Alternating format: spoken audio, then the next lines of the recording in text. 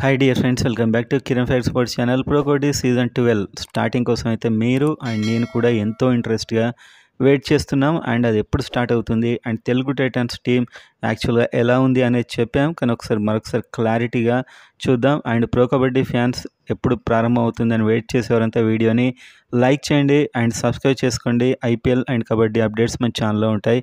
And comment చేయండి, తెలుగు టైటన్స్లో మీ playing 7 ఎవరైతే బాగుంటుంది అనుకుంటున్నారనేది అయితే కామెంట్ చేయండి. సో వీడియోలోకి వెళ్ళినట్లయితే ప్రో కబడ్డీ స్టార్టింగ్ డేట్ యాక్చువల్గా ఇది ఆగస్టు అండ్ సెప్టెంబర్ మధ్యలో ఉండే అవకాశం అయితే ఉంది. అండ్ ఈసారి టీమ్స్ అయితే కంప్లీట్గా ఆల్మోస్ట్ చేంజ్ అయ్యాయి. అండ్ తెలుగు టైటన్స్ అయితే చాలా అనూహ్యమైన ప్లేయర్స్ని కొనింది. ఒక్కరు కూడా అంటే టాప్ క్లాస్ అనిపించకుండా ఒక మీడియం రేంజ్లో ఆడే ప్లేయర్స్ని అయితే తీసుకున్నారు. సో కబడ్డీలో ఏంటంటే స్టార్స్ అని ఉండదు. ఆ సీజన్లో టీం ఎలా బ్యాలెన్స్ అయింది, వాళ్ళ మధ్య ఎలా ఉంది అనేది బట్టి అండ్ కోచ్ని బట్టి కూడా ఉంటుంది. స్టార్ ప్లేయర్ ఒక్కరేం చేయలేరు. సో ఎందుకంటే తెలుగు టైటన్స్ ప్రతి సీజన్లో ఒక స్టార్ ప్లేయర్ని తీసుకుంటూ ఇంతవరకు కనీసం ప్లే ఆఫ్ దాకా కూడా వెళ్ళలేకపోతుంది. సో ఈసారి మాత్రం ఖచ్చితంగా ఒక మంచి టీం కోఆర్డినేషన్, టీం మధ్య ఒక విధమైనటువంటి అండర్స్టాండింగ్ ఉన్న టీంని అయితే బిల్డ్ చేశారు. సో స్టార్స్ ఉన్న ఫీలింగ్ అయితే లేదు, కాకుంటే ఎఫెక్టివ్ ప్లేయర్స్ ఉన్నారు. సో అది పోయిన సీజన్లోనే మనకు అర్థమైంది. మామూలు ప్లేయర్స్తోనే చాలా మంచి ఫైట్ ఇచ్చారు. సో ఈసారి అందరూ అలాంటి ప్లేయర్స్నే, కాకపోతే డిఫెన్స్ కాస్త బలంగా చేసే ప్రయత్నం అయితే చేశారు. అండ్ రైడింగ్లో కాస్త అటు ఇటు అనిపిస్తుంది. కానీ ఇప్పుడున్న ప్లేయర్స్ ఎలా ఆడతారనేది చూడాల్సి అయితే ఉంది. సో ఒకసారి మనం చూసినట్లయితే కార్నర్స్. సో ఈసారి రైట్ కార్నర్లో శుభం షిండే అనే ప్లేయర్ని కొన్నారు. ఇతడు ఒక స్టార్ అని చెప్పొచ్చు డిఫెన్స్లో. సో తెలుగు టైటన్స్కి ప్రతిసారి ఒక స్టార్ను కొంటున్నారు డిఫెన్స్లో, కానీ ఆడట్లేదు. తెలుగు టైటన్స్కి రాగానే వాళ్ళు ఆడరు. సో ఈసారి శుభం షిండే ఏం చేస్తాడని చూడాల్సి అయితే ఉంది. ఖచ్చితంగా ఒక మంచి ప్లేయర్ శుభం షిండే. అండ్ డెఫినెట్గా ఇతడైతే ఒక 80 లక్షలు పెట్టి మరీ కొన్నారు ఇతన్ని రైట్ కార్నర్లో. అండ్ లెఫ్ట్ కార్నర్లో ఆల్రెడీ మనకు అంకిత్ జాగ్లా అని ఉన్నాడు లెఫ్ట్ కార్నర్లో. అండ్ అదేవిధంగా అమన్ను కొన్నారు 13 లక్షలు పెట్టి. అమన్ కూడా ఎక్స్పీరియన్స్డే. సో అంకిత్ జాగ్లాన్ పోయిన సీజన్లో బాగా రాణించాడు. సో వీళ్ళిద్దరి మధ్యలో అమన్కి ఛాన్స్ ఇవ్వచ్చని నేను అనుకుంటున్నాను. సో కార్నర్లు అయితే చాలా ఎక్స్ప్లోజివ్ కార్నర్స్ ఉన్నాయి. ఒకరు చాలా దూకుడుగా ఆడతాడు అమన్, అండ్ అదేవిధంగా శుభం షిండే. సో కార్నర్స్ ఒకవేళ సెట్ అయ్యి వీళ్ళ మధ్య అండర్స్టాండింగ్, కబడ్డీ అంటేనే అండర్స్టాండింగ్, 7 ఒకే విధంగా ఆడాలి. సో ఒక్కరు కూడా మధ్యలో డిస్టర్బ్ అయినా కూడా చైన్ కట్ అవుతుంది.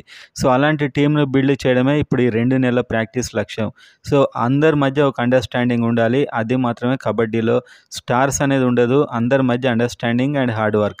సో ఈ విధంగా 2 కార్నర్స్ అయితే ఒకటైతే డెఫినెట్గా శుభం షిండే అండ్ ఇంకో కార్నర్ అయితే అమన్ అనుకుంటున్నాను. అండ్ ఇంకొక ప్లేయర్ని కొన్నారు. సో ఇతడైతే అమీర్ హుసేన్ ఎజ్లాలి, ఇరాన్ సంబంధించినటువంటి రైట్ కార్నర్ ఇతను. సో ఇక్కడ రైట్ కార్నర్ ఆల్రెడీ శుభం ఉన్నాడు. సో మొత్తం చూడాల్సి ఉంది. ఇతన్ని రైడర్ అన్నారు. సో ఇతను ఆల్రౌండర్కి వస్తాడా మరి అనేది చూడాలి. సో మొత్తానికి కార్నర్స్ అయితే వీళ్ళు. అండ్ కవర్స్ కూడా ఇంకొక important defence position. And right cover Sagar 2020 అయితే మనకి ఇంతకుముందు సీజన్లోనే అద్భుతంగా ఆడాడు. అండ్ ఈసారి యాక్షన్లో ఎవరిని ఇద్దరు యంగ్ ప్లేయర్స్ని కొన్నారు యాక్షన్లో. సో వాళ్ళు అవిదుహాన్ అండ్ బంటు వీళ్ళిద్దరు కూడా యువ భారత్ ఆడారు, కానీ వీళ్ళు అట్లా పక్కనే ఉంటారు నాకు తెలిసి. కవర్స్ అయితే సాగర్ అండ్ అజిత్ పవార్ ఇద్దరు ఉంటారు కవర్స్. పోయిన సీజన్లో వీళ్ళ మధ్య మంచి కోఆర్డినేషన్ ఉంది. సో ఈ కవర్స్ అండ్ కార్నర్స్ మధ్య మంచి అండర్స్టాండింగ్ ఉండాలి. సో ఒక్కరు కదిలితే అందరు చైన్ అయిపోవాలి.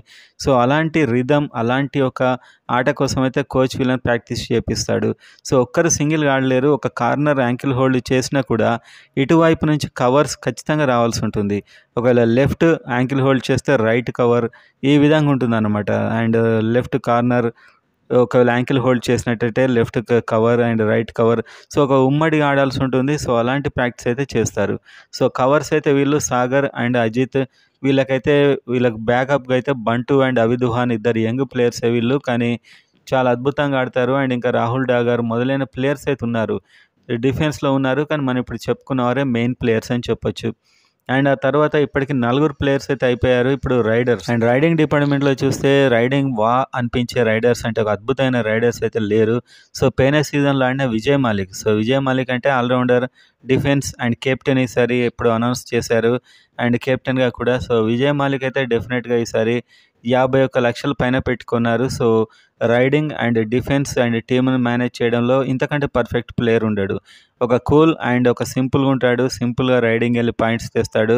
సో డెఫినెట్గా ఇతనికి ఉన్న 52 లక్షలకు న్యాయం అయితే చేస్తాడు విజయ్ మాలిక్. ఒక perfect captain, player and perfect captain అయితే దొరికాడని చెప్పొచ్చు.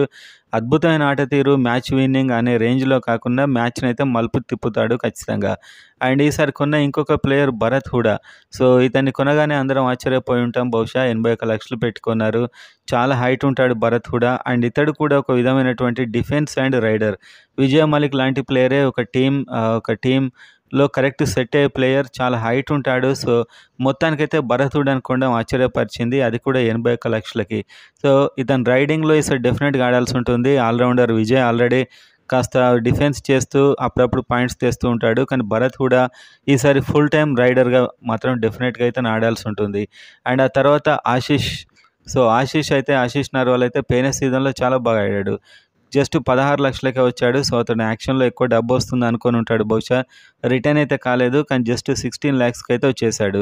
సో, ఇతడు కూడా ఏంటంటే వీళ్ళంతా ప్లేయర్స్ పెద్ద చరిష్మా లేదు. అంటే ఇంత మంచి రైడర్ ఉన్నాడే, ఇంత స్టార్ ఉన్నాడే అనేది లేదు. ఒకరు ఇంజ్యూరీ అయినా కూడా లైట్ తీసుకొని ఇంకోరిని ఆడిపియొచ్చు. సో, అలాంటి ప్లేయర్ అయితే ఉన్నారు. ఒకరు ఇంజ్యూరీ కాగానే ఇంక మా పని అయిపోయింది అనే రేంజ్‌లో అయితే ఈసారి టీమ్ లేదు. ఎవరు ఇంజ్యూరీ అయినా కూడా ఉన్నదంతా అలాంటి ప్లేయర్సే ఆల్మోస్ట్. సో, కాబట్టి ఎవరినో ఒకరిని ఆడించొచ్చు.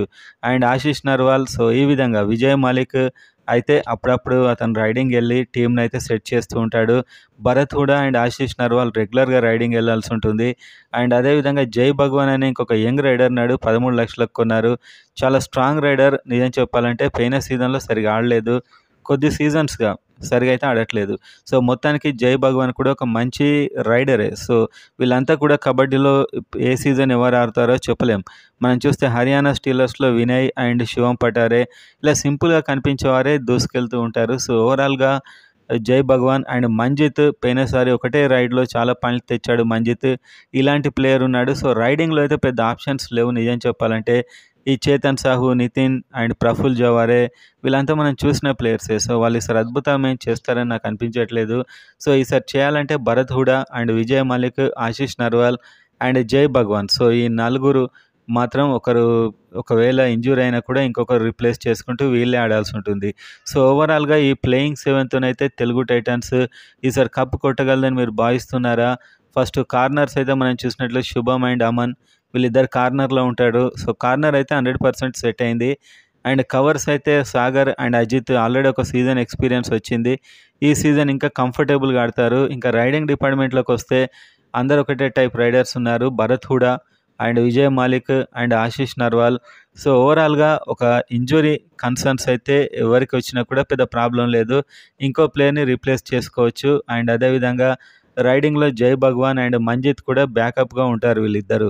సో, ఎవరికైనా ఇంజ్యూరీ అయినా, ఎవరైనా బాగా ఆడకున్నా జై భగవాన్ ఆర్ మంజిత్ వీళ్ళిద్దరిలో ఒకరు రిప్లేస్ చేస్తారు. అండ్ చేతన్ సాహు అండ్ ప్రఫుల్ జవారే వీళ్ళు అప్పుడప్పుడు వచ్చి ఆడుతూ ఉంటారు. సో, ఓవరాల్‌గా చూస్తే తెలుగు టైటాన్స్ టీమ్‌లో ఒక హాట్ ఫేవరెట్‌లా కనిపించట్లేదు టీమ్ అయితే. ఎందుకంటే పవన్ షెరావత్ ఆర్ ఇంకొక అర్జున్ దేశ్వాల్ ఇలాంటి స్టార్ రైడర్స్, స్టార్ ప్లేయర్స్ అయితే లేరు.